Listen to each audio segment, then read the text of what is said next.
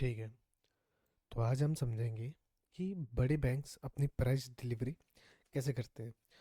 मतलब कि तुमको अगर लगता है कि बिग प्लेयर्स सपोर्ट रेजिस्टेंस या फिर ट्रेंड लाइन या फिर ईएमएस वगैरह लगा के या फिर कोई पैटर्न वगैरह देख के ट्रेड करते हैं, तो वो बिल्कुल भी वैसा नहीं है। क्या वो अपने लाखों करोड़ों रुपए ऐਵੇਂ ही किसी भी पैटर्न पे लगा देंगे क्या? नहीं, ऐसा नहीं होता। तो वो करते क्या है, किस तरीके से ट्रेड करते हैं? देखो, सबसे पहली बात ये है कि सपोर्ट रेजिस्टेंस से भी आदमी प्रॉफिटेबल हुआ जा सकता है रिस्क मैनेजमेंट के साथ। तो तकलीफ़ कहाँ पे आती है? तकलीफ़ आती है तुम किस तरीके से ट्रेड कर रहे हो, तुम किस तरीके से देख रहे हो, किस नज़रिए से देख रहे हो उस पे। बिग प्लेयर्स जो है वो कभी भी सपोर्ट रेजिस्टेंस ट्रेंड लाइन या फिर ईएमएस वगैरह मार्क नहीं करते हैं। वो कुछ अलग स्ट्रक्चर से प्ले करते हैं, जैसे कि inter bank price delivery algorithm ICT. ICT की एक the inter bank price delivery एक एल्गोरिदम उसने बनाई है। तो ये काम कैसे करती है? मतलब सुनो, जैसे कि कोई भी एक बंदा है जो डिलीवर कर रहा है। अच्छा, जैसे कि यहाँ पे एक प्राइस डिलीवरी होती है, जैसे डिलीवर होते हैं ना हमारे घर में, फूड डिलीवर होते हैं। तो उस तरीके से यहाँ डिलीवरी होती है, प्राइस की डिलीवरी। मतलब कैंडल्स की डिलीवरी। कैंडल्स क्या है? प्राइस है। मतलब कैंडल्स जो है वो प्राइस सेट करती है। जैसे कि 1 रुपये से 2 रुपये प्राइस जा रहा है, 2 से 5 जा रहा है, 5 से फिर 0 आ रहा है। तो ये कैंडल डिज़ाइन होती है। कैसे, मैं बताना बताना चाहता हूँ। जैसे कि प्राइस यहाँ पे ओपन होता है इस जगह पे, कितने रुपए में? 1 रुपये में। ठीक है, यहाँ से 1 रुपये में प्राइस ओपन होता है। चलो ठीक है, इसको लिख देते हैं अपन 5 रुपये। ओके, 5 रुपये से यहाँ पे दिख रहा नहीं होगा आई गेस, वेट यार, just give me a second. अब दिखेगा। ठीक है, प्राइस 5 रुपये, यहाँ से 5 रुपये से ओपन हुआ। तो 5 रुपये में ओपन होने के बाद प्राइस की डिलीवरी हो रही है। प्राइस 5 से यहाँ तक, ये 15 रुपये तक गया। यहाँ पे कितना है? 15 रुपये। फिर क्या किया? 15 रुपये से प्राइस कम होते होते कम होते होते कम होते होते 2 रुपये पे आके क्लोज कर गया। मतलब यहाँ पे कितना? 2 रुपये। तो प्राइस क्या था पहले? 5 से जब 15 गया तो एक कैंडल की विक बनी ऐसे, है ना? ये 15 तक गई। अब 15 के जाने के बाद कैंडल क्या करी? 2 पे आके क्लोज कर गई, कुछ इस तरीके से, है ना?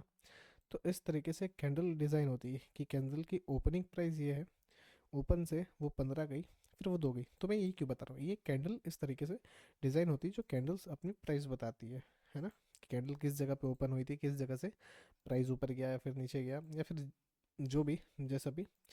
तो तुमको क्या चीज़ें सीखनी है, देखो इस तरीके से एक एल्गोरिदम डिज़ाइन है कि प्राइस की डिलीवरी कैसे होती है। अब बिग प्लेयर्स जो है कभी भी support resistance trend line EMS वगैरह से ट्रेड नहीं करते हैं। उनके कोई सिस्टम में कितना होता है, 200 ईएमए या फिर कुछ 20 ईएमए, ऐसे जो भी एएमएस वगैरह होते हैं, आरएसआई होती है, ये सारी चीज़ें बिग प्लेयर्स यूज़ नहीं करते हैं। बिग प्लेयर्स यूज़ करते हैं कुछ एक तरीके की एल्गोरिदम। अब एल्गोरिदम का मतलब ये नहीं कि तुम एल्गोरिदम फिट कर दो वो ट्रेड करे, नहीं। एल्गोरिदम मतलब प्राइस की एक डिलीवरी की एल्गोरिदम होती है। तो ये क्या होता है, देखो, कभी भी प्राइस ऐसे ही इधर उधर नहीं जाता। प्राइस करता है कॉन्सोलिडेट। तो ये कॉन्सोलिडेशन होता क्या है? कॉन्सोलिडेशन होता है ये, ठीक है, ये होता है कॉन्सोलिडेशन। अब ये कॉन्सोलिडेशन है क्या? प्राइस किसी भी एक रेंज रेंज के अंदर में फंस जाए, ये होता है कंसोलिडेशन। मतलब एक्यूमुलेशन, रेंज रेंज फॉर्म होती है ना? फिर प्राइस ब्रेकआउट करता है। किस इन किन्हीं इस तरीके से, उस तरीके से भी समझ सकते हो। तो प्राइस क्या करता है? कंसोलिडेशन। कंसोलिडेशन ये हो गया। प्राइस क्या करता है? चीज़ें चालू होंगी यहीं से, कंसोलिडेशन से। प्राइस करता है कंसोलिडेशन। कंसोलिडेशन करने के बाद क्या करता है प्राइस? एक्सपेंशन। एक्सपेंशन क्या होता है? एक्सपेंशन होता है ये, कंसोलिडेशन के बाद एक्सपेंशन में इसको नीचे ले आता हूँ इन जगहों पे, ठीक है। प्राइस क्या करता है? कंसोलिडेशन, जो कि प्राइस ने यहाँ पे किया। कंसोलिडेशन के बाद एक्सपेंशन क्या होता है? एक्सपेंशन होता है कि ये मूव, इसको कहा जाता है एक्सपेंशन, मतलब प्राइस एक्सपेंड कर रहा है, प्राइस बढ़ रहा है, प्राइस बढ़ रहा है, उसको बोला जाता है एक्सपेंशन। एक्सपेंशन के बाद क्या होता है? देखो, एक्सपेंशन के बाद दो चीज़ हो सकती है, या तो रिट्रेसमेंट या तो रिवर्सल। तो रिट्रेसमेंट क्या होती है? जब भी प्राइस एक एक्सपेंशन करे और ऊपर एक स्विंग बन जाए, मतलब स्विंग बन के प्राइस नीचे, स्विंग क्या होता है आगे चार्ट पे समझेंगे, स्विंग बन के प्राइस नीचे आए, उसको बोला जाता है रिट्रेसमेंट। तो एक्सपेंशन के बाद क्या हो सकता है? एक्सपेंशन के बाद हो सकता है या तो रिट्रेसमेंट या तो डायरेक्ट रिवर्सल। अब रिवर्सल क्या होता है? रिवर्सल होता है ये, है ना, ये प्राइस किन्हीं इस तरीके से ही चल सकता है, कंसोलिडेशन, एक्सपेंशन, रिट्रेसमेंट। रिट्रेसमेंट के बाद क्या होगा? अगर वो रिट्रेसमेंट है तो प्राइस यहाँ से फिर एक्सपेंशन कर जाएगा ऊपर की तरफ, किन्हीं इस तरीके से, है ना।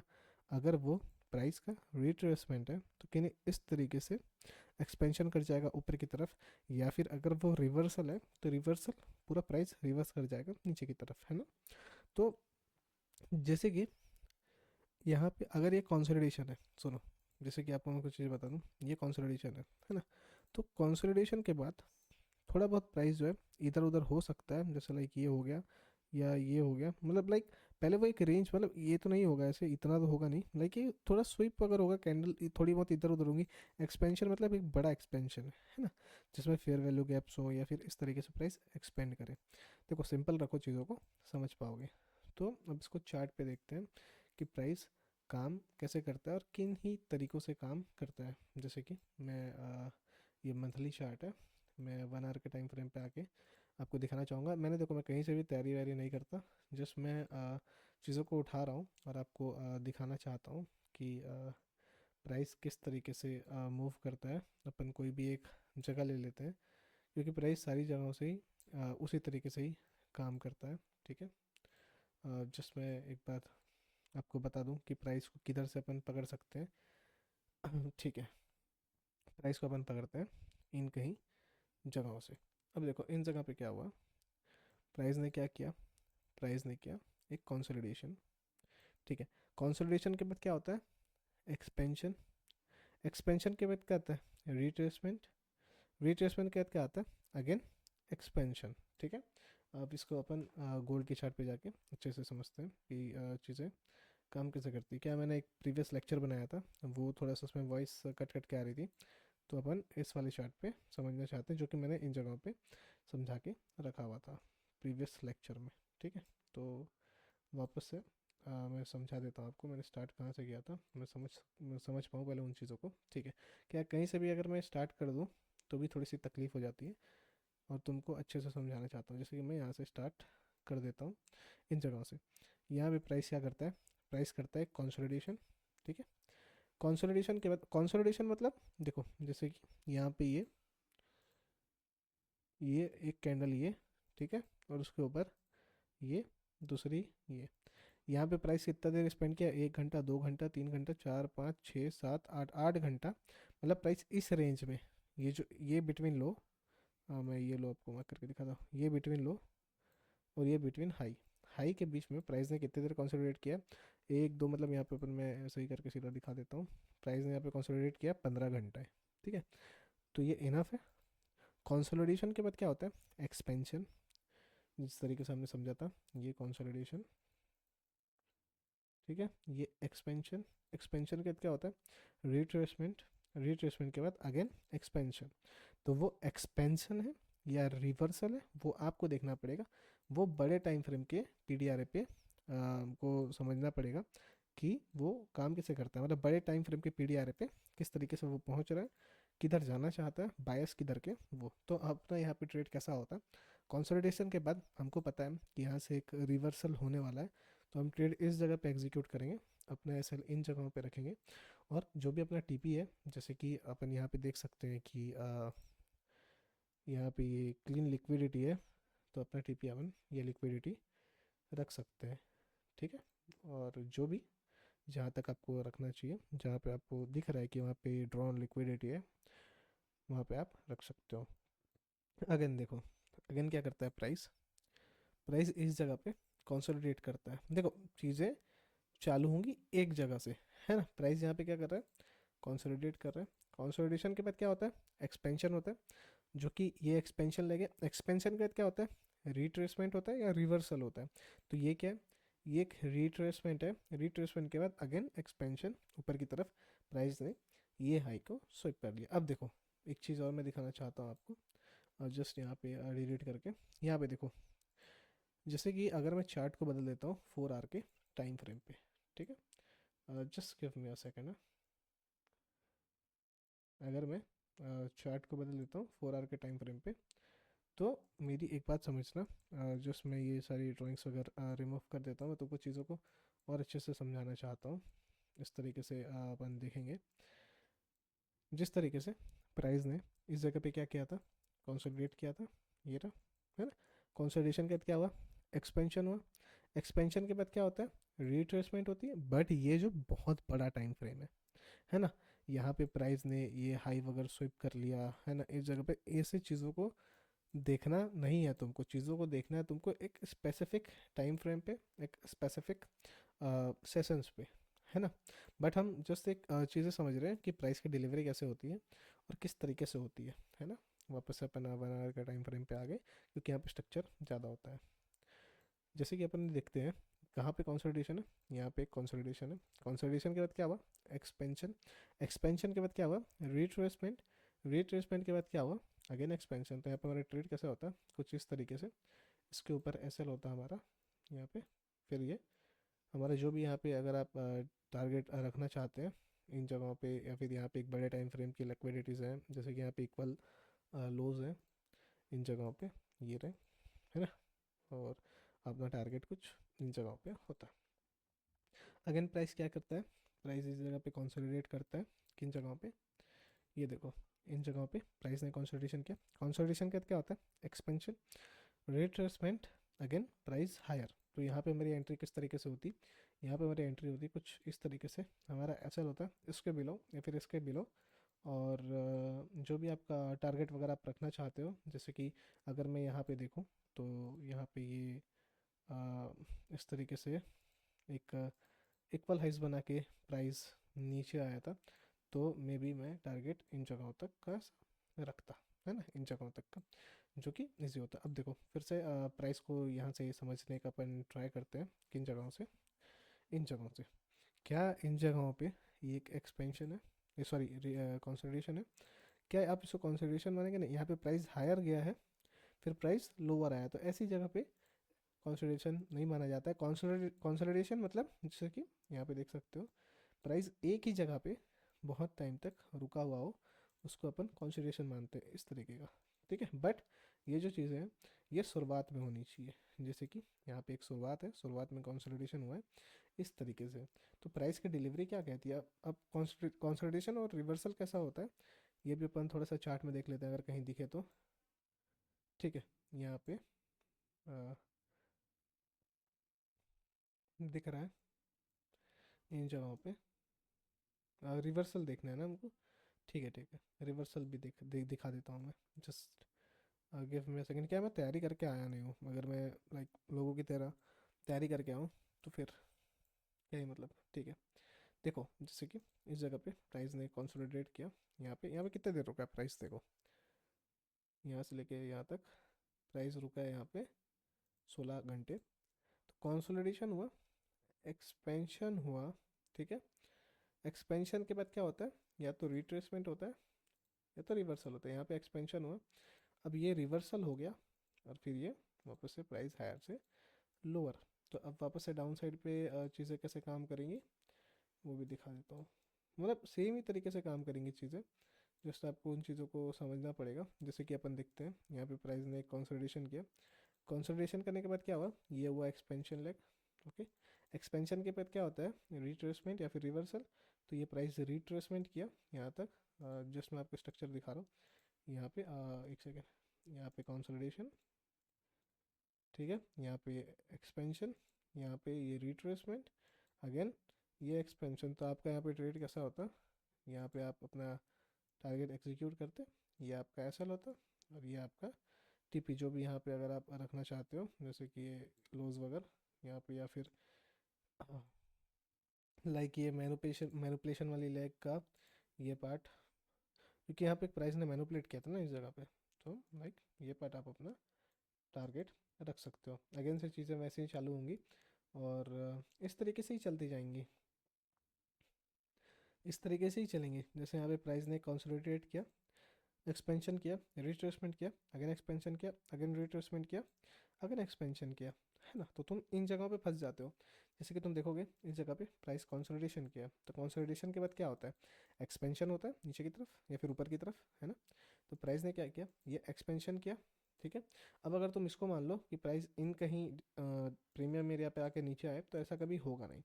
क्यों नहीं होगा, क्योंकि प्राइस ने एक बड़े टाइम फ्रेम के पीडीआर को टैप कर चुका है इन जगहों पे, अपन अगर इन जगहों पे डेली टाइम फ्रेम पे, और इन जगहों से प्राइस अपनी डिलीवरी चेंज कर रहा है, ठीक है।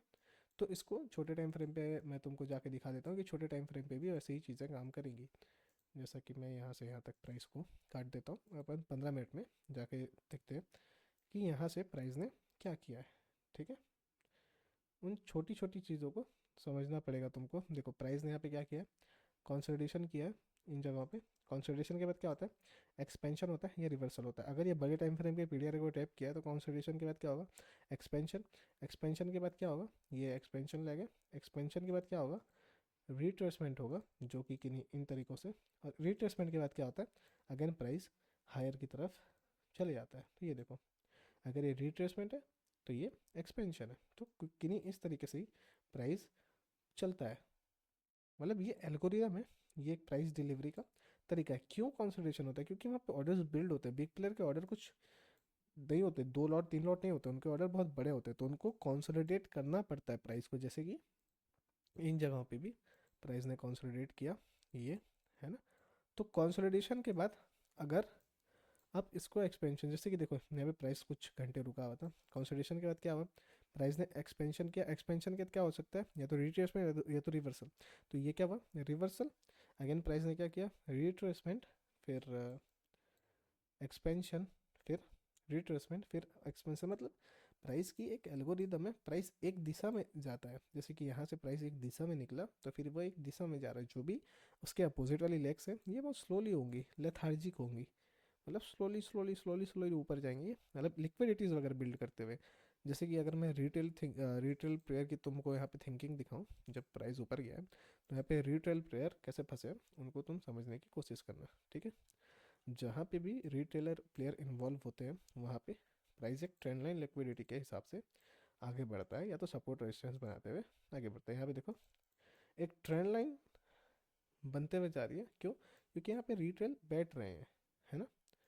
यहाँ पे क्या बना, अब ये आपका सपोर्ट का काम करेगा आपके हिसाब से, रिटेलर के हिसाब से। देखो ये एक सपोर्ट का काम किया, ये देखो ये एक सपोर्ट का काम किया, यहाँ से एक बाइंग दिखाई गई, है ना।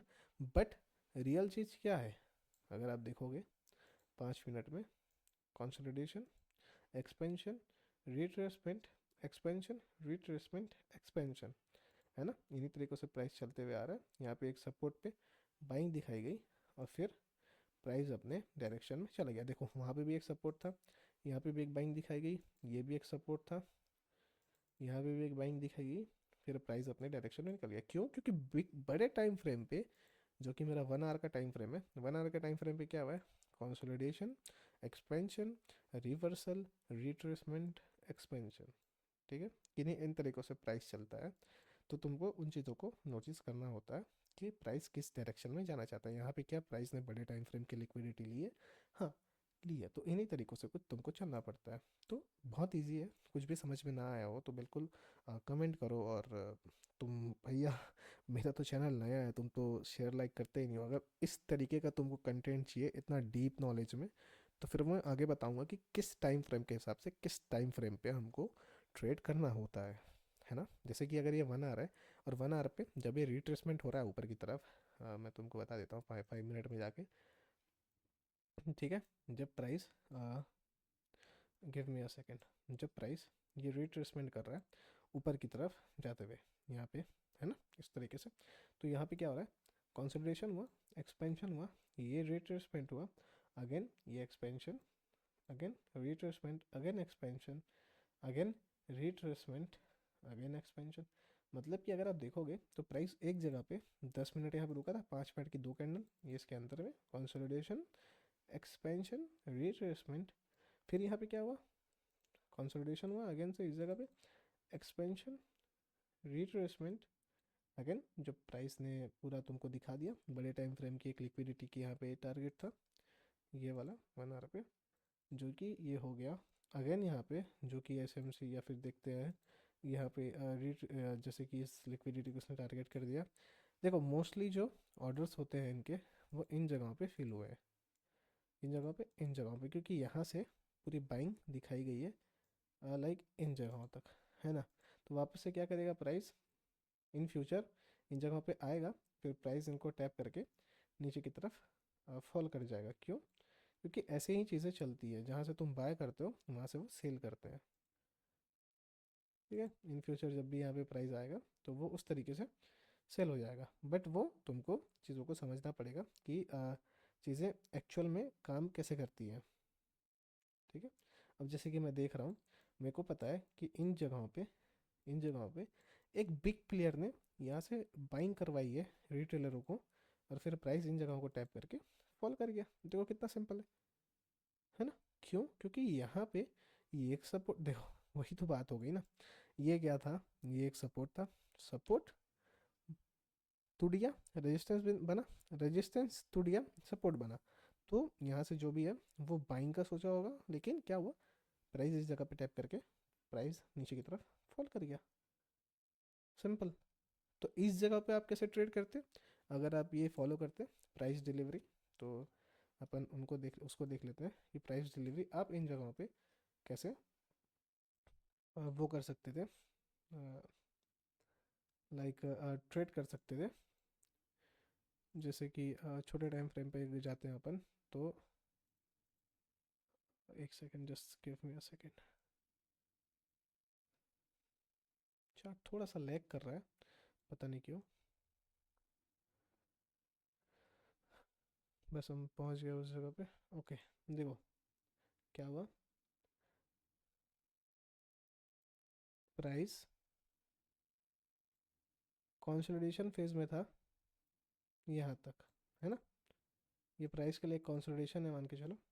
तो कंसोलिडेशन करने के बाद प्राइस ने क्या किया, एक्सपेंशन, रिट्रेसमेंट, फिर क्या किया प्राइस ने, एक्सपेंशन, फिर क्या किया, क्योंकि देखो ये तो पूरा यहाँ से लेके यहाँ तक एक एक्सपेंशन है, इस लो तक एक एक्सपेंशन है, कौन से लो तक, यहाँ पे इस लो तक।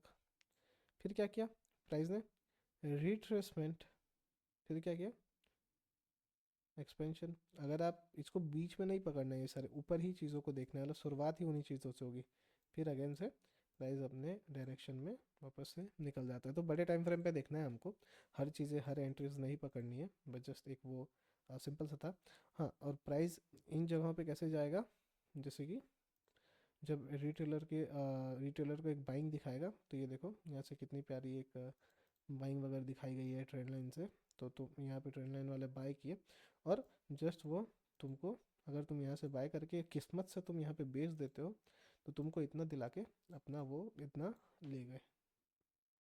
ठीक है, अब जो भी है आगे अपन देखते हैं। थैंक यू ज्वाइन करने के लिए, फिर देखने के लिए।